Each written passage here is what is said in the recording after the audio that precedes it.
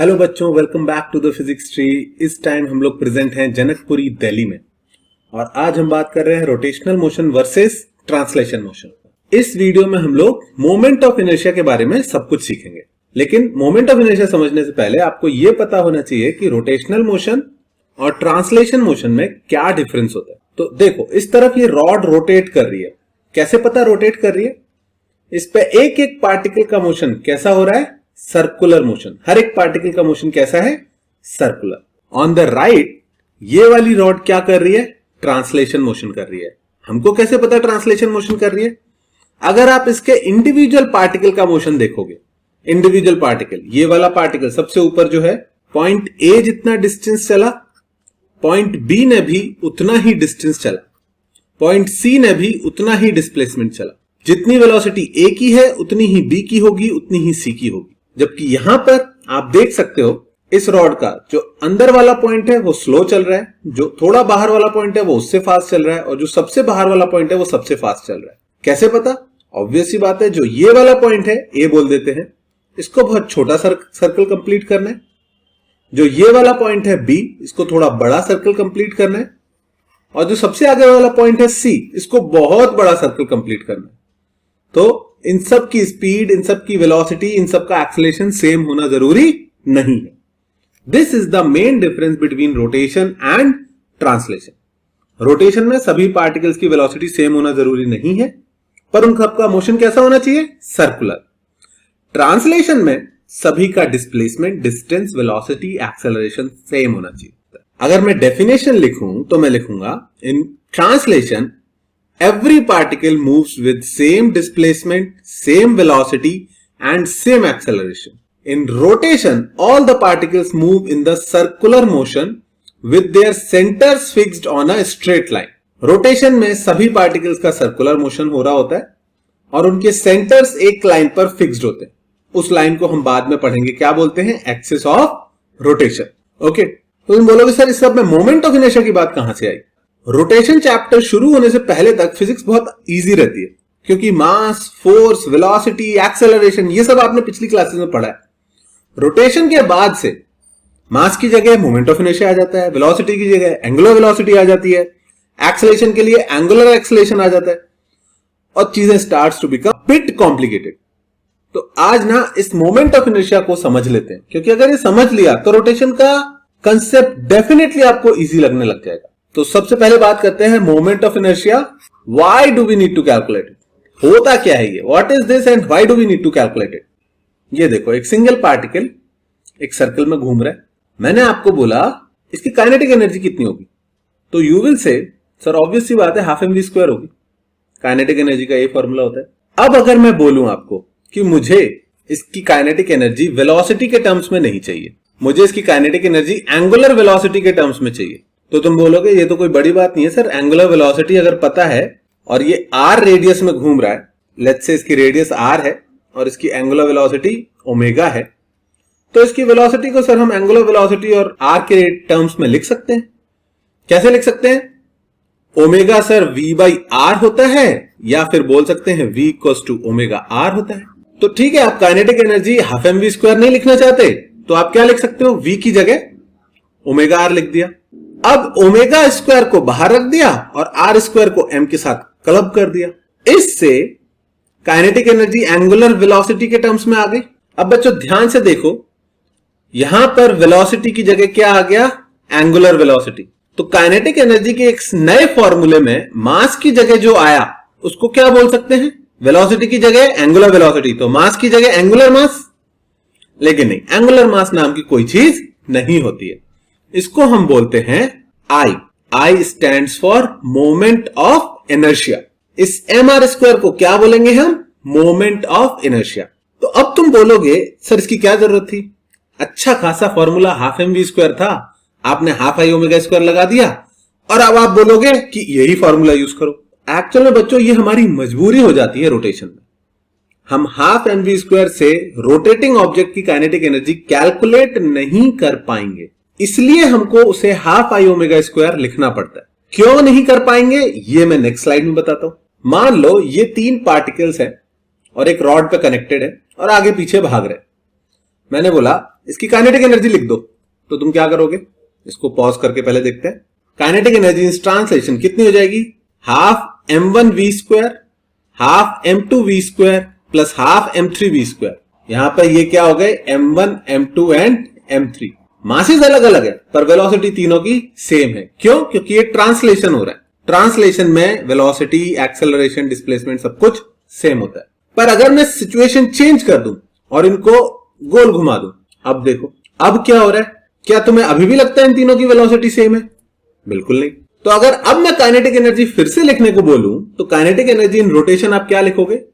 Half m1 की velocity v1, m2 की velocity v2 और m3 की वेलोसिटी v3। आपको अलग अलग लेनी पड़ेगी, सेम वेलोसिटी नहीं होगी। जो बड़े सर्कल में जा रहा है ऑब्वियसली उसकी वेलोसिटी ज्यादा है।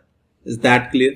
तो आप लिख दोगे कोई बात नहीं सर, इतना टफ नहीं हो गया, half m1 v1 square half m2 v2 square plus half m3 v3 square. तो मैंने बोला ये तो अच्छा नहीं लग रहा है, हर बार अलग अलग वेलोसिटी होगी, हर बार कैलकुलेशन करनी पड़ेगी।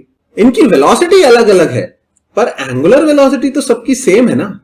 तो हो सकता है तुम पूछो सर ये कैसे बोल सकते हो आप, एंगुलर वेलोसिटी सेम है? तो बच्चों ध्यान से सोचना, छोटा बड़ा सर्किल जैसा भी सही, ये तीनों अपना सर्कुलर मोशन एक साथ ही कंप्लीट कर रहे हैं। तीनों जीरो एंगल पे एक साथ थे और पूरा 360 घूम के वापस उस एंगल पर एक साथ आएंगे। तो तीनों ने डिस्टेंस अलग अलग चली पर एंगुलर डिस्प्लेसमेंट तो तीनों का 360 डिग्री है एक सर्कल में। इसका मतलब एंगुलर वेलोसिटी तीनों पार्टिकल्स की सेम है। तो अब मैं क्या करूंगा? v1 को लिख दूंगा ओमेगा इंटू r1, v2 को ओमेगा इंटू r2 और v3 को ओमेगा इंटू r3। बात समझ में आई? वेलोसिटी अलग अलग है रोटेशन में पर एंगुलर वेलोसिटी सेम है। इसीलिए एंगुलर वेलोसिटी के टर्म्स में फॉर्मूले को लाने की कोशिश की जा रही है। देखो आगे, v1 को लिख दिया ओमेगा r1, v2 को लिख दिया ओमेगा r2, v3 को लिख दिया ओमेगा r3 और फिर ओमेगा स्क्वायर को तीनों में से कॉमन ले लिया। अंदर क्या बचा? m1 r1 square, m2 r2 square, m3 r3 square. और अब इसको क्या बोल देंगे? फिर से बोल देंगे इसको मोमेंट ऑफ इनर्शिया I। ऐसा क्यों कर रहे? क्योंकि बच्चों इससे हमें हर किसी की वेलोसिटी इंडिविजुअली कैलकुलेट नहीं करनी पड़ेगी and that will save us a lot of time. और फिजिक्स में तो टाइम ही बचाना है, आपको जल्दी से जल्दी क्वेश्चन सॉल्व करना है। तो अब आप इसको कंपेयर करो किससे?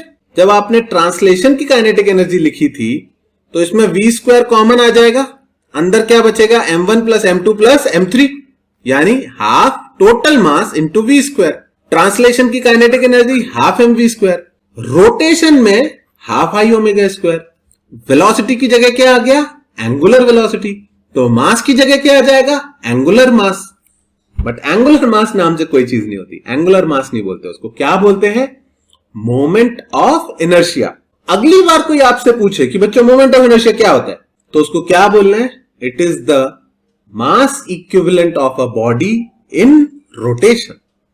रोटेशन की काइनेटिक एनर्जी सिर्फ मास पर डिपेंड नहीं करती है, किस पर डिपेंड करती है?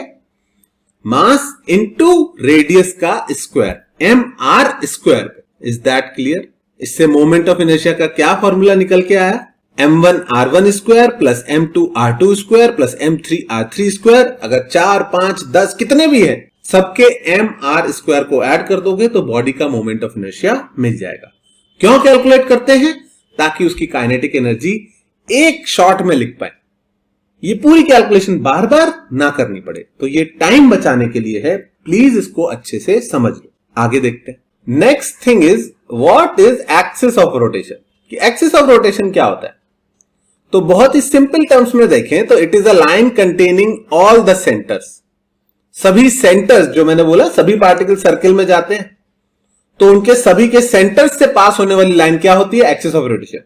तुम बोलोगे सर ये कहां आप बोल रहे हो सभी सेंटर, हमें तो एक ही सेंटर दिखाई दे रहा है सबका। वो एक्चुअली ये फिगर अपन 2D में देख रहे हैं इसलिए तुमको एक ही दिख रहा है। तुम दूसरी फिगर पे देखो, अगर इस तरह से रोटेट करूं तो अब तीनों पार्टिकल के सेंटर अलग अलग जगह पे दिख रहे हैं या नहीं दिख रहे हैं तुमको? और अब इन तीनों सेंटर से पास होने वाली लाइन बनेगी या नहीं बनेगी? एक और सिचुएशन देख लो, ये देखो, ठीक है, जैसे एक डोर रोटेट कर रहा हो, रोटेटिंग डोर देखा है कभी आपने? उसके एंड पे 3 पॉइंट्स लगा रखे हैं मैंने, उनके सर्कल्स देख लो, सबके सर्कल्स के सेंटर्स अलग अलग होंगे या नहीं होंगे? ये और ये। तो इस केस में जो एक्सिस ऑफ रोटेशन है, पहले केस की होगी z एक्सिस दूसरे की होगी y एक्सिस और तीसरे की भी होगी y एक्सिस। तो मे भी तुमको लगे कि सर इसमें तो चलो तीनों सेंटर्स को जोड़ने वाली लाइन आपने बना दी, इसमें भी 3 सेंटर को जोड़ने वाली लाइन बना दी, पर इसमें तो हमें एक ही सेंटर दिख रहा था, तो फिर आपने लाइन कैसे बनाई? तो एक्सिस ऑफ रोटेशन के बारे में अपने को एक चीज और पता होनी चाहिए। The axis of rotation of a body is passing through all the centres, ये तो पहली बात हो गई, and is perpendicular to all the planes of motion of the particle. जो प्लेन ऑफ मोशन है, इस केस में प्लेन ऑफ मोशन कौन सा दिख रहा है? X Y plane. तो एक्सिस ऑफ रोटेशन हमेशा प्लेन ऑफ मोशन के परपेंडिकुलर होती है। ओके, परपेंडिकुलर होती है। तो अगर plane of motion X Y plane है तो एक्सिस ऑफ रोटेशन कौन सी होगी? Z axis. जेड एक्सिस ही ऐसी दिखाई देगी, coming out of the plane. दिखाई दे रही है? ओके, तीनों केसेस की एक्सिस ऑफ रोटेशन देख लो। एक्सिस ऑफ रोटेशन पर मोमेंट ऑफ इनर्शिया डिपेंड करेगा। अगर पार्टिकल्स की डिस्टेंस एक्सिस ऑफ रोटेशन से ज्यादा है तो मोमेंट ऑफ इनर्शिया हाई होगा, कम है तो मोमेंट ऑफ इनर्शिया लो होगा। आई बात समझ में? अब देखते हैं कि मोमेंट ऑफ इनर्शिया कैलकुलेट कैसे करता है। लेट्स से ये एक ऑब्जेक्ट है, 4 पॉइंट मासेस हैं, 4 मासलेस रॉड से कनेक्ट किए हुए, और इनको मैं जेड एक्सिस के अबाउट रोटेट कर रहा हूं। तो पॉज करके देखें तो these are M masses, L length की मासलेस रॉड से कनेक्टेड है, और जेड एक्सिस मतलब इनके सेंटर से एक्सिस पास हो रही है, उसके बाद रोटेट कर रहे हैं। तो अब मैं आपको बोलूं कि इसका मोमेंट ऑफ इनर्शिया कैलकुलेट करके बताओ, तो क्या करोगे? अगर साइड लेंथ एल है तो जो डायगोनल है उसकी लेंथ कितनी हो जाएगी? √2l हो जाएगी या नहीं? और हाफ ऑफ डायगोनल कितना हो जाएगा? l बाई √2 हो जाएगा। तो एक मास की एक्सिस से डिस्टेंस कितनी हो गई? l by √2। तो उसका मोमेंट ऑफ इनर्शिया कितना हो गया? mr², और r की जगह क्या पुट करेंगे? l by √2। समझ में आई बात? mr² moment of inertia point mass का बताया था, और रेडियस कितनी है यहां पर? l by √2। और इन सबकी डिस्टेंस l बाई √2 होगी, तो बार बार कैलकुलेशन करने की बजाय इंटू 4 कर देंगे। आंसर आएगा ml² by 2 into 4, that is 2ml²। अब इसी ऑब्जेक्ट को दूसरी एक्सिस के अबाउट रोटेट करके देखते हैं। देखो इस तरह से रोटेट करते हैं, एक्सिस ऑफ रोटेशन चेंज कर दी।